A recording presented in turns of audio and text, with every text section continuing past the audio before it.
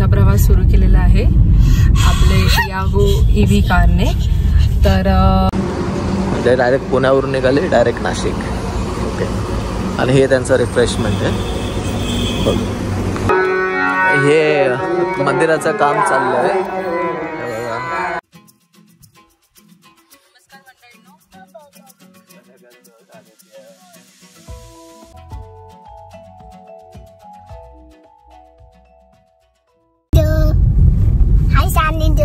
Hello, हाय हाय बोलायचं, hi all.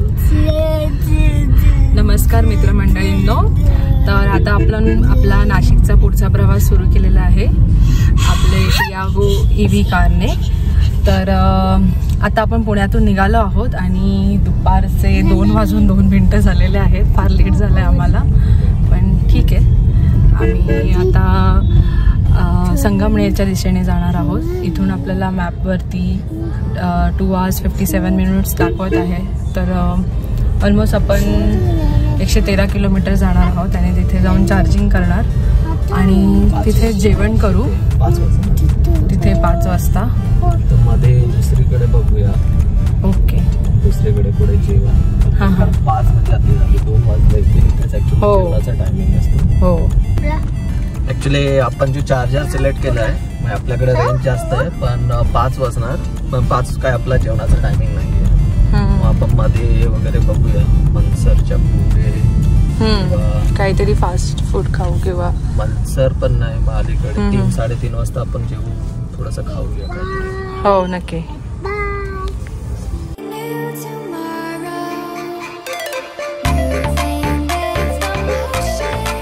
आपण quick update, आपण आता खेडजवळ खेड राजगुरूला पोहोचलोय। 4 वाजले।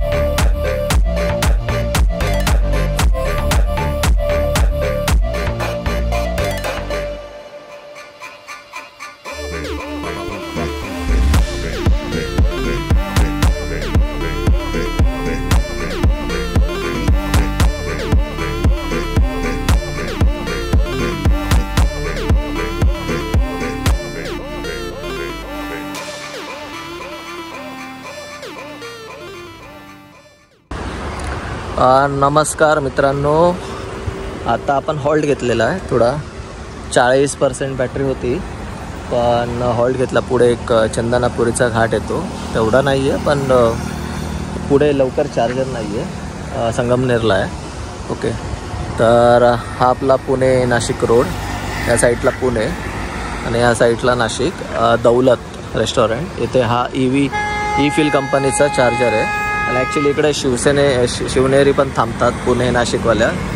सो इलेक्ट्रिकवाल्या त्या पण थांबतात आणि नॉन इलेक्ट्रिक त्या पण थांबतात। तर इकडे आपण चार्जिंगच्या हॉल्टसाठी थांबलो। आत्ता 2 वेळा मला प्रॉब्लेम झाला होता, पण इकडे रिसेटचं बटन आहे। मोस्टली चार्जरला काही इश्यू झाला ना, इथे रिसेटचं बटन असतं, ते रिसेट करायचा आणि मग पुन्हा चार्जिंग होतं। 50% झाले। इकडे 21 रुपये पर किलोवॅट आहे। ठीक आहे, आता इकडे मला वाटतं एकदा आपण चार्ज केली तर पुढे लागणार नाही।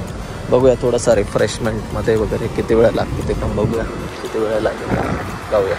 ओके चला। वातावरण क्लायमेट वगैरे छान आहे। पाऊस नाही आहे इकडे, पण क्लाउडी आहे इकडे, बघू शकतो क्लाउडी आहे वातावरण।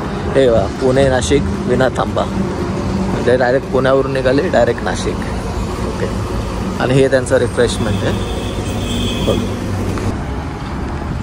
सो फायनली आपण 90% चार्जिंग केली, 40 वरून 90%, अर्ध्या तासात झाली। ओके, 204ची रेंज दाखवतो आणि सानिध्य मस्ती करतोय। सो हाय, आता पुन्हा अटेम्प्ट मारलेला, पण तेव्हा काही इश्यू नाही आला। चार्जर तर काढून ठेवून देऊया। ओके, चांगला आहे चार्जर, एकच गन आहे पण व्यवस्थित आहे।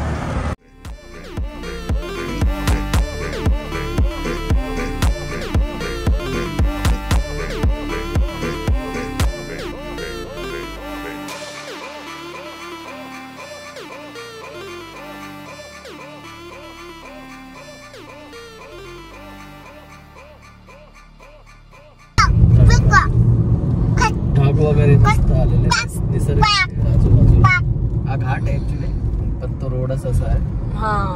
83 किलोमीटर वरती नाशिक आणि 35 किलोमीटर वरती संगमनेर.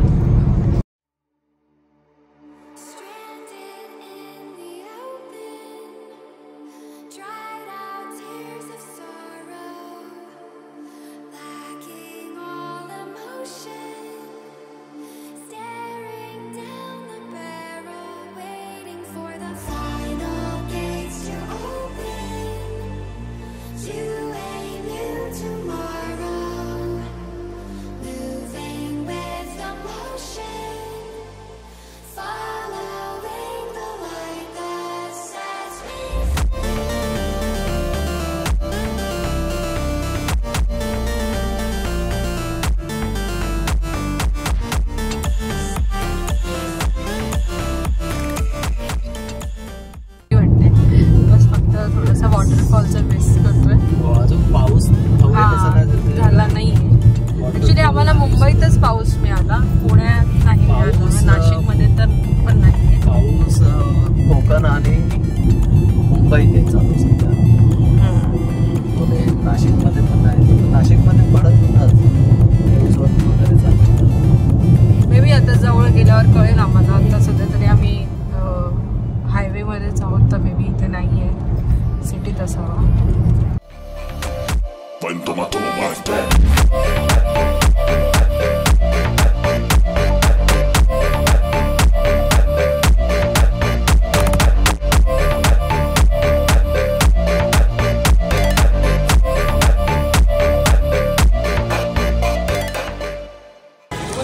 सो फायनली 8:05 आम्ही इकडं काळाराम मंदिराजवळ आलेलो. आणि हे बघा बाबासाहेबांनी इकडं बनवले ना तो शिलालेख इकडे आहे. हे बघा हा वाला आहे काळाराम मंदिर, जे सत्याग्रह वगैरे केला होता ना त्याच्यासाठी तो हा आहे. आणि इकडे प्रवेशद्वार आहे काळाराम मंदिराचं. चला आतमध्ये जाऊया. हे मंदिराचं काम चाललं आहे. रात्रीची वेळ आहे त्याच्यामुळे दिसत नाही. इथून प्रवेशद्वार आहे आणि भजन वगैरे चालू आहे. इकडून चालू आहे. खूप प्राचीन मंदिर आहे, मग बघण्यासारखं आहे. हाय मित्रांनो, सो आम्ही इकडे चेक इन केलं हॉटेलमध्ये. रूम टूर देऊया. छोटंसं हॉटेल आहे पण छान आहे, व्यवस्थित आहे. हे आहे हॉटेल बेड. ओके. आणि इकडे वॉशरूम क्लीन आहे, शॉवर वगैरे. हे वॉशरूम आहे, वॉशरूम क्लीन आहे वगैरे. बाजूलाच ॲक्च्युली चार्जर आहे 2 किलोमीटरवरती. 2 आहे, एक जिंजरचा आहे. जिंजर हॉटेलमध्ये एक चार्जर आहे आणि 4 झोनचा पण एक आहे. TV इथे कॉफी वगैरे, हे कॉफी वगैरे आहे. आणि ते कपडे वगैरे दिलेलं आहे.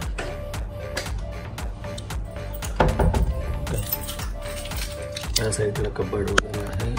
पूल किंवा बघा असं छोटी अलमारी. ओके. हे इकडे लॉकर वगैरे. काय खजाना बिजाना आहे का?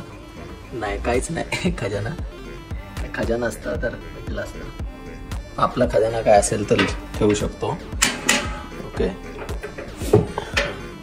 आणि आणखीन एक आयटम एक आहे मिनी बारमध्ये काय बघूया.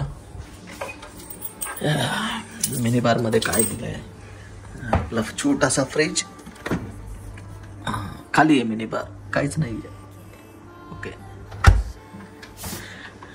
असं पण बाहेरून काय अलाउड नाही आहे, त्याच्यामुळे मिनी बारमध्ये काय ठेवलं नसतं. फॅमिली आहे ना. चार्जर दाखवतो. इथे जवळ आहे चार्जर. ह्याच रोडला उद्या हा त्र्यंबकेश्वर रोड आहे. उद्या त्र्यंबकेश्वर 12 ज्योतिर्लिंगापैकी एक आहे. दुसरं ज्योतिर्लिंग महाराष्ट्र नाशिक. तिकडे प्लॅन करूया व्हिजिटचा. आहे इथे जवळ 10 किलोमीटरवरती. मित्रांनो, आता आपण 4 झोनच्या चार्जरवरती आलो. 21 रुपये पर किलोवॅट आहे. ओके. आणि 2 गन अवेलेबल आहेत. गुड मॉर्निंग मित्रांनो. तर आता आपण चाललोय त्र्यंबकेश्वरला आणि हा बघा गाडी आणि हे हॉटेल आहे. हॉटेलचं नाव हॉटेल सिडाटेल. एंट्रन्स इकडे पार्किंगची वगैरे सोय नाही. ही आपली गाडी. चला आता निघूया इकडून त्र्यंबकेश्वरसाठी. 23 किलोमीटर इकडून. Good morning. आता आपण आहे ना इकडे सोमेश्वर धबधब्याजवळ आलो आहे. ओके दाखवतो. हा बघा असं धबधबा आहे. पाऊस नाही पण त्याच्यामुळे चला पटापट जाऊन येऊया. हे इकडं पार्क वगैरे. सोमेश्वर धबधबा वॉटरफॉल हे बघा. पार्किंगची पण वगैरे इकडे सोय केलेली आहे. सायकलसाठी पण पैसे आहेत. स्कूटर बाईक 20 रुपये आणि मोठ्या गाडीचे 50 रुपये. आणि इकडे पण बिल्डिंगी झालेल्या आहेत. त्या बिल्डिंगवाल्यांना पण दिसत असेल इकडे आहे थोडासा धबधबा. थोडा धबधबा टाईप वाहतोय.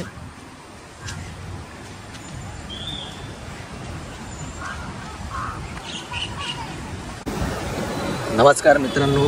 तर इकडे आपण आलो. ॲक्च्युली पाऊस तेवढा नाही आहे तरी पाणी वाहत आहे. दाखवतो इकडे. हे बघा इकडे पाणी वाहत आहे. तेवढाच आहे बघू शकतो.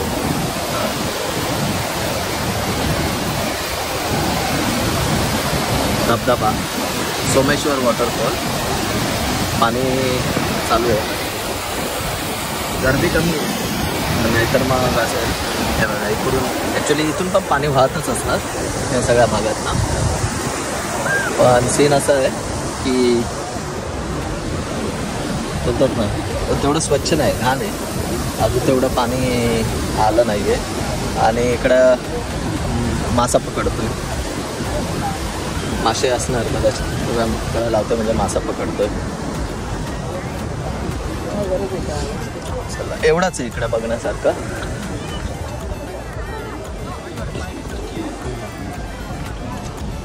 लोखंड आहेत हा इथे मध्ये.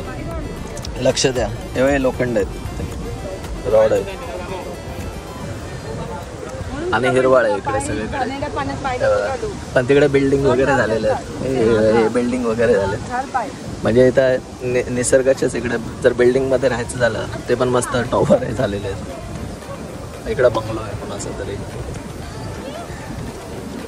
इकडं मंदिर.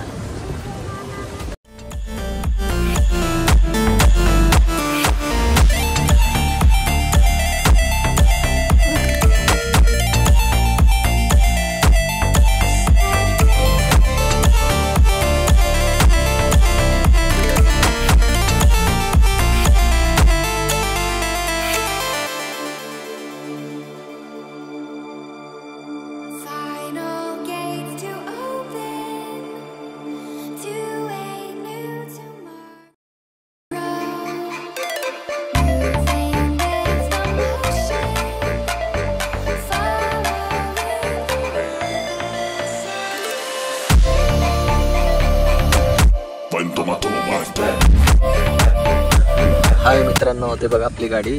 आपण ही धरणाजवळ आलो आहे. हा बघा हा धरण आहे पण ॲक्च्युली इकडे तिकीट आहे 70 रुपये. वीकडेसाठी 70 रुपये. विकेंडमध्ये 100 रुपये.